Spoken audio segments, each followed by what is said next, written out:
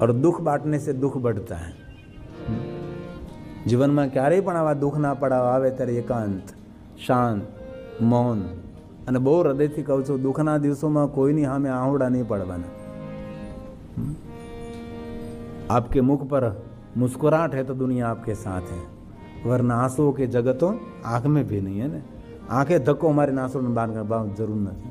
इसीलिए રડતો માણસ સારો ન લાગે, હસતો માણસ હંમેશા સારો લાગે છે. હૃદયમાં દર્દને દફનાવીને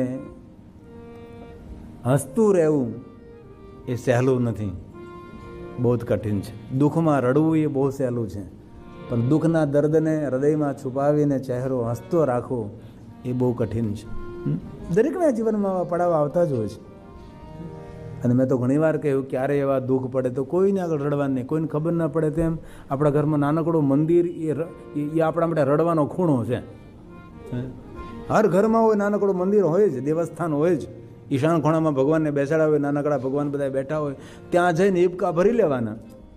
કોઈને ખબર ના પડે. કોઈ આવી જાય તો પછી છેડા કાઢતા હોય ને એવો ભાવ કરવો. એટલે પહેલાં એમ થાય, આમ ખબર જ નહીં પડવા દે ને રેડા છીએ. શા માટે ભાઈ? દુનિયા સામે હસતા રહી, શા માટે રડતા રહી?